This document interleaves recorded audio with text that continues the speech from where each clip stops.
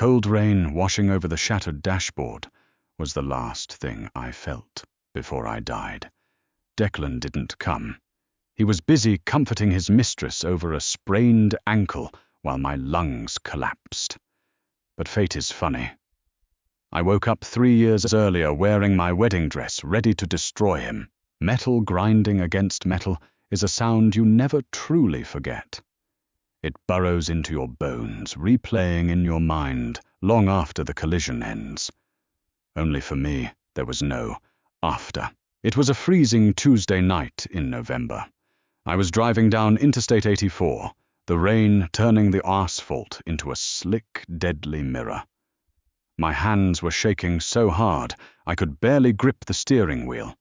I had just left the clinic of Dr. Alden Moretti, a private, highly discreet OB-GYN on the Upper East Side.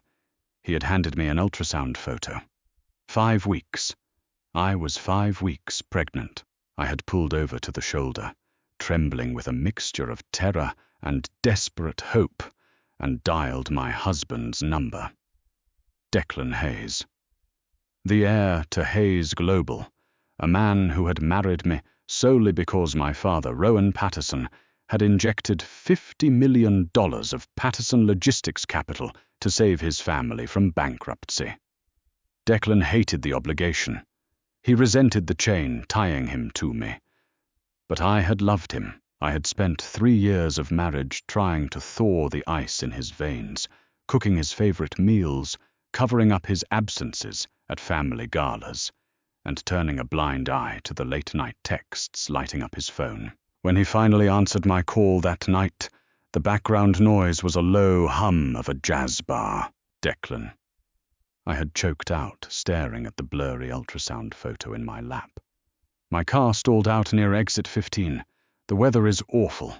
I have something important to tell you. I need you. He let out a heavy, exasperated sigh. It was the sound of a man swatting away a persistent fly. Stop being dramatic, Abigail. Vivian slipped on the marble stairs at the Waldorf. Her ankle is swollen, and she needs me right now. I don't have time for your attention-seeking. I'll have my assistant call a tow truck. Wait, Declan, please. Click. He hung up. He chose Vivian Croft, his childhood sweetheart, and the woman he blatantly paraded around high society, over his wife, stranded in a storm. 10 minutes later, a semi-truck lost control on the black ice. It hydroplaned the massive trailer, swinging like a scythe, and slammed directly into the driver's side of my Audi. The impact crushed my ribs instantly. The pain was a blinding, white-hot agony that consumed my entire universe. As I lay pinned in the twisted wreckage, my blood soaking into the leather seats, I stared at the shattered dashboard. The ultrasound photo had fluttered to the floorboard, stained with red. As the darkness pulled me under, I didn't think of God or the afterlife. I thought of Declan, probably pouring a glass of 1996 Dom Perignon for Vivienne, completely unaware that his wife and unborn child were bleeding out on the highway. My last emotion wasn't fear. It was a suffocating, venomous regret. I had wasted my one life loving a monster. Then I opened my eyes. I didn't wake up to hospital monitors or the bright lights of an emergency room. I woke up gasping for air, clutching my chest, only to feel the smooth, rigid boning of a silk corset. My lungs filled with the overwhelming scent of hairspray and Casablanca lilies. Abigail, honey, are you all right? You're hyperventilating. I blinked against the sudden blinding light. The room came into focus. The opulent, gilded mirrors. The velvet chaise lounge. The massive windows overlooking Central Park. I was sitting in the bridal suite of the Plaza Hotel. Standing beside me, holding a powder brush with a look of deep concern, was Sophia, the celebrity makeup artist I had hired for my wedding. My wedding. I looked down at my hands. There was no blood, no shattered glass embedded in my skin. My fingers were flawlessly manicured, and on my left ring finger sat the massive, ostentatious 3-carat Cartier diamond Declan had practically tossed at me when our fathers drafted the marriage contract. What day is it? I whispered, my voice hoarse, sounding like it belonged to a stranger. It's Saturday, October 14th. Sophia laughed nervously. Your wedding day, sweetie. Did you have a bad dream? October 14th, 2021. I had gone back exactly 3 years. I closed my eyes, the memory of the truck crushing my body, still sending phantom shocks of pain down my spine. This wasn't a hallucination. The universe, in its infinite, twisted mercy, had dragged me out of my grave and dropped me right back at the starting line of my own execution. I looked at my reflection in the vanity mirror. The Abigail staring back was 24, naive, her eyes wide, with the foolish hope that she could make a cold man love her. I reached up and touched the flawless updo Sophia had spent 2 hours crafting. I didn't cry. The Abigail who cried over Declan Hayes had died on Interstate 84. The woman sitting in this chair felt nothing but a cold, hard, crystalline fury. I'm perfectly fine, Sophia, I said, my voice steady, devoid of any warmth. Just a pre-wedding jitter. Could you leave me alone for a moment? When the door clicked shut, I stood up. The heavy silk of my Vera Wang gown whispered against the carpet. I walked over to my purse, pulled out my phone, and checked the date. It was real. I was alive. And Declan Hayes was about to marry a ghost. In my past life, I had spent this day trembling with excitement, terrified of doing anything that might upset him. I had willingly handed over my father's corporate proxies, allowing Declan to slowly swallow Patterson Logistics whole. I had allowed him to strip my father of his pride, leading to the massive heart attack that killed my dad 2 years into my marriage. Not this time. I picked up my phone and dialed a private number. Harrison Davies, attorney at law. Who is this? The gruff voice answered. Harrison was a ruthless corporate litigator, a man my father had trusted, but I had naively fired in my past life because Declan convinced me he was too aggressive. Harrison, it's Abigail Patterson, I said, staring into the eyes of my reflection. I need you to draft a post-nuptial agreement immediately, and I need you to pull the offshore financial records of Aegis Holdings. We have exactly 4 hours before I sign the marriage register, and I am going to gut Declan Hayes. An hour later, there was a soft knock on the door. It pushed open, and my breath caught in my throat. My father, Rowan Patterson, stood in the doorway. He looked handsome in his tuxedo, his face flushed with pride, and a hint of paternal anxiety. He was alive. He wasn't the pale, broken man lying in a casket, defeated by corporate espionage and a broken heart. He was vibrant, strong. You look beautiful, Abby, he said softly, walking over to take my hands. Are you sure about this? I know the Hayes family needs our capital, and I know you've had a crush on Declan since you were teenagers. But if you want to walk away, I will cancel this right now. We can handle the financial fallout. In my previous life, I had assured him I was deeply in love, effectively signing both of our death warrants. I looked at him now, my heart aching with a fierce, protective love. I'm sure, Dad, I smiled, though it didn't reach my eyes. But we are doing things my way from now on. You need to promise me you won't sign over the proxy voting rights to Patterson Logistics, no matter what Declan or his father says at the reception tonight. My father frowned, confused by the sudden sharp business pivot moments before I walked down the aisle. Abby, the merger agreement is contingent on my marriage, not on us surrendering our sovereignty, I interrupted, squeezing his hands. Trust me, Dad. I know exactly what I am doing. 30 minutes later, the massive wooden doors of St. Patrick's Cathedral swung open. The organ music swelled, bouncing off the vaulted ceilings. 500 of New York's elite stood up, turning to watch me. But my eyes were fixed only on the end of the aisle. Declan Hayes stood at the altar. He looked like he had been sculpted out of marble, impossibly handsome, with sharp cheekbones, dark hair, and piercing blue eyes. But his expression was rigid. He looked like a man marching toward a firing squad. In my past life, his coldness had broken my heart on this walk. I had tried to smile brighter, hoping my warmth would infect him. This time I didn't smile at all. I kept my chin high, my expression completely unreadable. My eyes locked onto his with a chilling indifference. When my father handed me over to him, Declan didn't even squeeze my hand.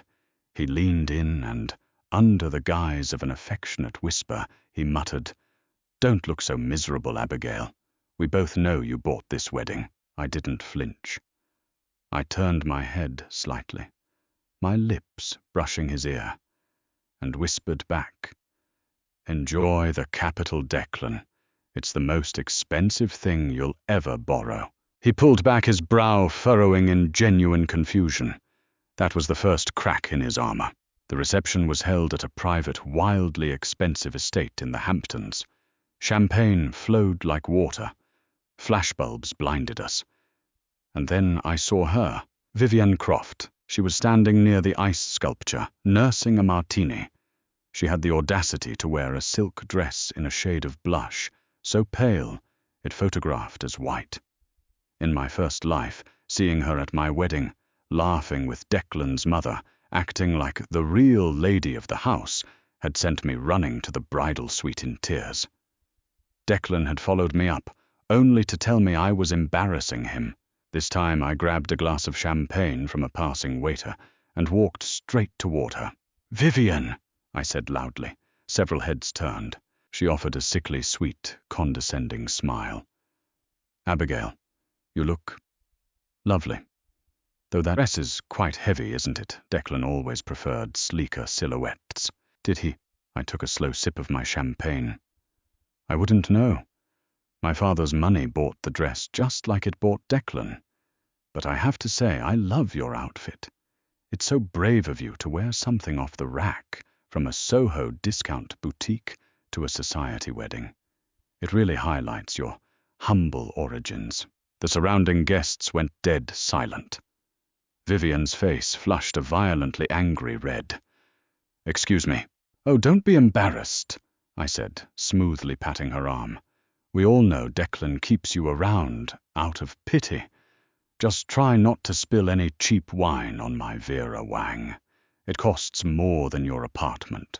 I turned on my heel and walked away, leaving Vivian sputtering, and the society wives whispering furiously behind their fans.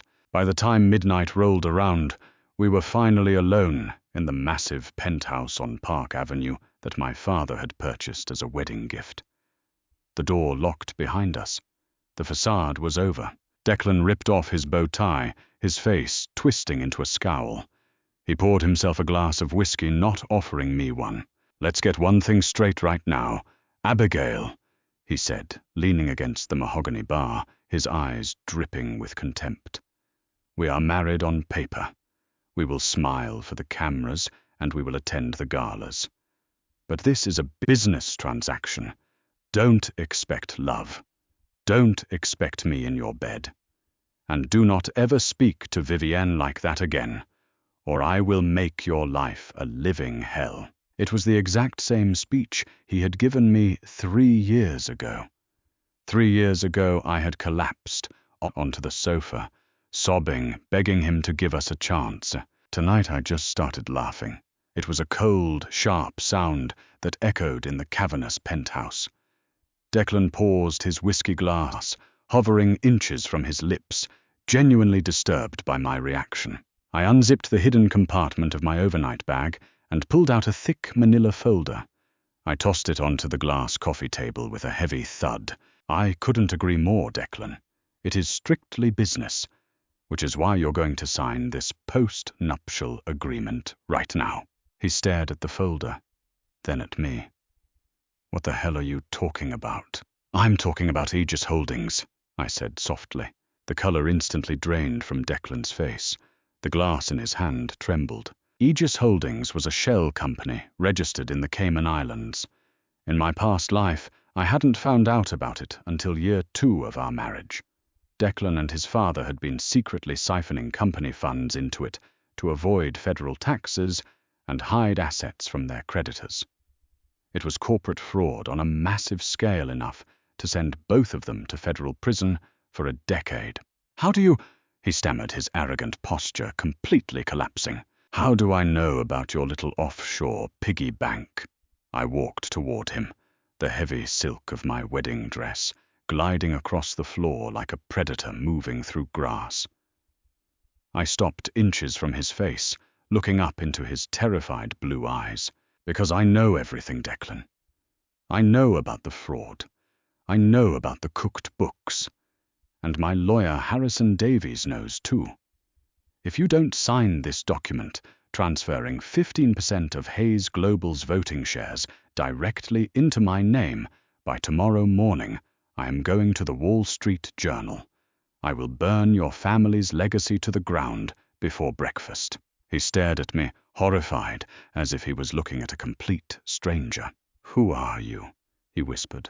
I smiled, the memory of my own blood on the dashboard flashing in my mind. "I'm your wife," I replied, "and I'm going to ruin you." Morning light filtered through the floor-to-ceiling windows of the Park Avenue penthouse, casting long, sharp shadows across the mahogany floors. Declan sat at the dining table, looking like a man who had not slept a single second.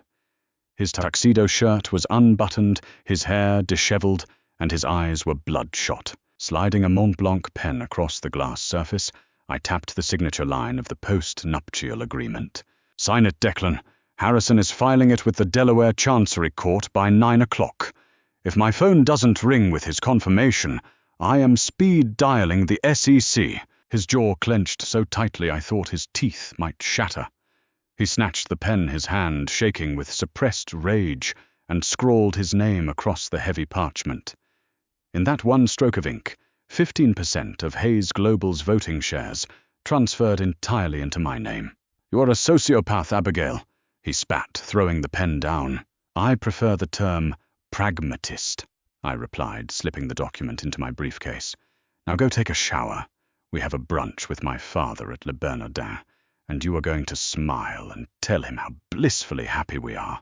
Over the next 6 months, my marriage to Declan was a masterclass in psychological warfare. To the outside world, we were Manhattan's golden couple. We attended charity galas at the MoMA, posed for Town and Country magazine, and hosted lavish dinner parties. But behind closed doors, we lived in a state of absolute freezing silence. Declan was terrified of me, and rightfully so. He still saw Vivian, of course. He was too arrogant to change his habits completely, but he was far more careful. He rented her a discreet condo in Tribeca under a shell corporation.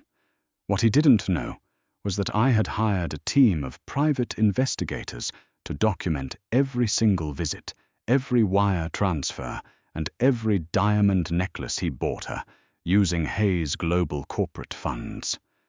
I was building a guillotine, and Declan was willingly handing me the rope.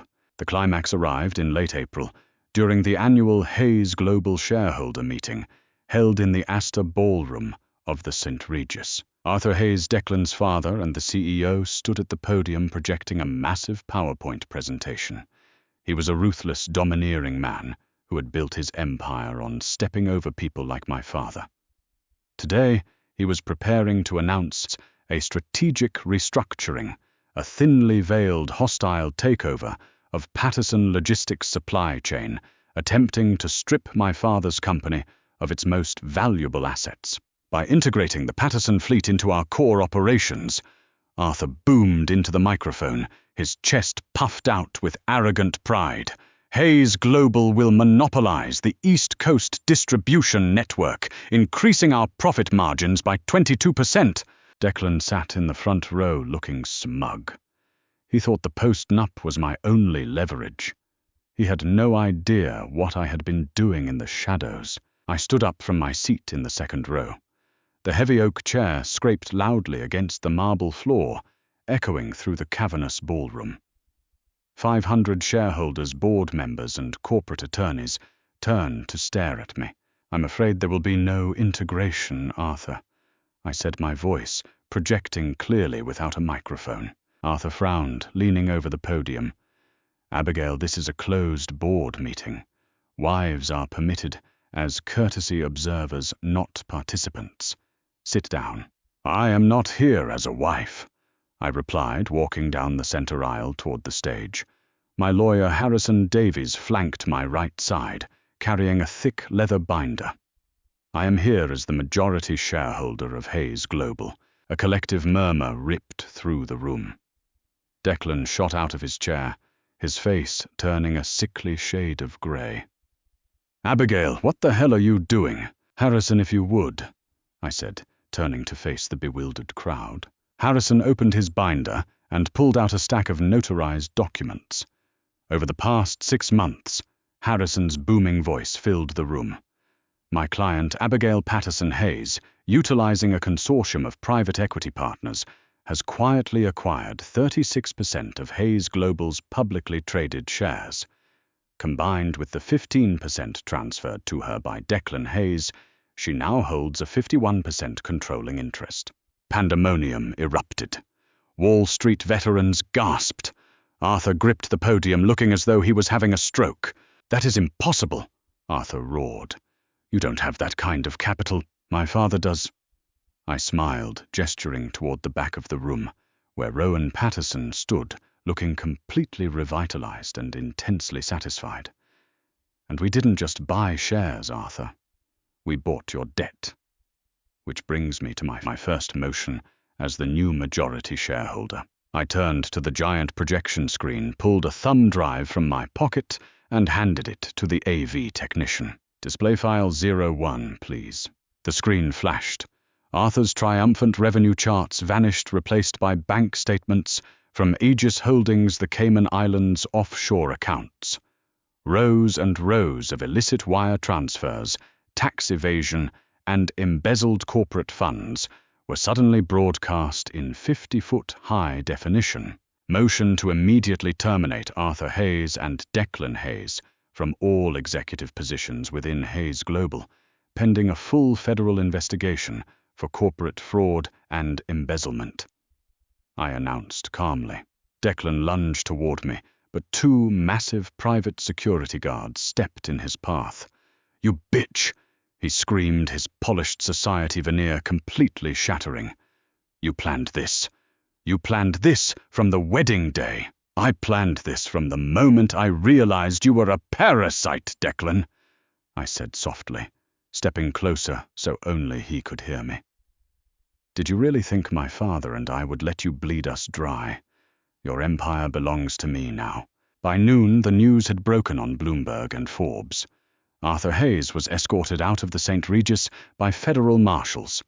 Declan's corporate credit cards were frozen, his accounts locked, and his legacy obliterated in the span of 3 hours. The fallout was spectacular. With his assets frozen and his reputation in tatters, Declan became a pariah in Manhattan high society. The same people who had toasted our wedding now refused to take his calls. But the truest poetry of my revenge came a month later. Without the Black American Express card, Vivian Croft quickly discovered that love was not enough to sustain her luxury lifestyle. I had subtly leaked the investigative dossier of their affair to Page 6, completely destroying her carefully crafted image as an innocent socialite. Suddenly she was toxic. I received the confirmation on a rainy Tuesday evening, exactly 3 years to the day from my death in my previous life. My private investigator sent me a video. It showed Vivian throwing a screaming fit in the lobby of her Tribeca condo, throwing Declan's designer suits onto the wet pavement. She had found a new, older, much wealthier hedge fund manager, and Declan was no longer useful to her. He had lost his company, he had lost his family's wealth, and now he had lost the woman he claimed was his soulmate. Thunder rumbled across the Manhattan skyline as I sat in my office at Patterson Logistics reviewing quarterly reports. The intercom buzzed. "Ms. Patterson, my assistant said, hesitantly. "Declan Hayes is downstairs. He's demanding to see you. Security is asking if they should remove him." I looked out the window at the driving rain. It was the exact same storm, the exact same weather that had claimed my life and my unborn child's life in the timeline before. "Send him up," I said coldly. 10 minutes later, my office door swung open. Declan stood there completely drenched. He looked hollowed out, his cheekbones sharp, his eyes desperate and wild. Water dripped from his hair onto the expensive carpet. He looked nothing like the arrogant prince who had dismissed me on the highway. He slowly walked toward my desk and, to my absolute shock, fell to his knees. "Abigail," his voice broke, a pathetic, wet sound. "I was wrong. I was so arrogant. Vivian, she left me. She took the last of the cash in the safe and left. You were the only one who ever actually cared about me. You were my wife. Please." My father is facing 10 years in minimum security. "I have nothing. Please, Abby. We can start over. I'll be the husband you wanted. I swear to God, I'll change." I stared down at him. In my past life, seeing him cry would have broken my heart. I would have dropped everything to comfort him, to tell him it was going to be okay. Now I felt absolutely nothing. Just a hollow, echoing emptiness where my love for him used to be. I opened my desk drawer, pulled out a thick manila envelope, and tossed it onto the floor in front of him. "What is this?" he whispered, his hands shaking as he picked it up. "Divorce papers," I stated, "and a relinquishment of your remaining minority shares in exchange for me not handing over the secondary ledger to the SEC, which would guarantee you share a cell with your father." Declan looked up, tears mixing with the rain on his face. "Abby, please. I love you. I know it's late, but I love you." "No, Declan," I said, leaning back in my leather chair. "You love comfort. You love money. You love having a safety net. But you don't love me, and I certainly don't love you." "Then why did you marry me?" he cried out, clutching the envelope to his chest. "If you knew about the fraud, if you hated me this much, why didn't you just walk away? Why go through with the wedding?" I stood up, walked around the desk and looked down at the pathetic creature sobbing on my floor.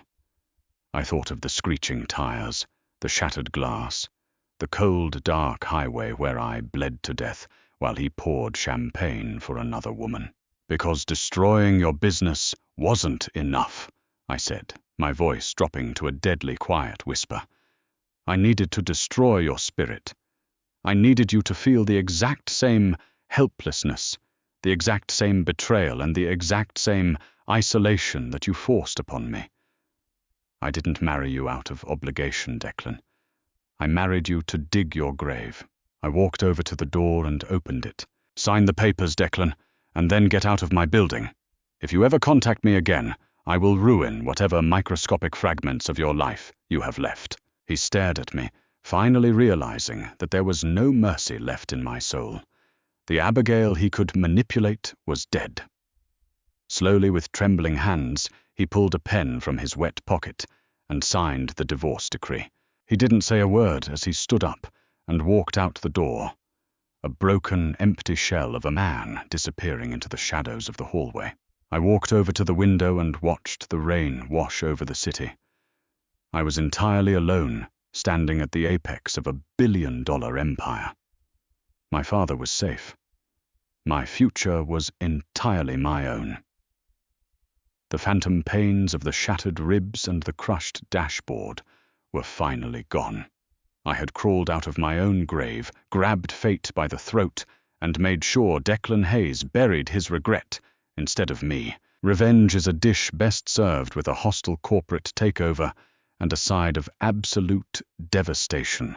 What did you think of Abigail's ruthless master plan to destroy Declan and Vivian? Did he get what he deserved, or was her revenge too cold? Let me know your thoughts in the comments below. If you loved this story of rebirth and ultimate payback, smash that like button, share this video with your friends, and don't forget to subscribe for more insane, real-life drama stories.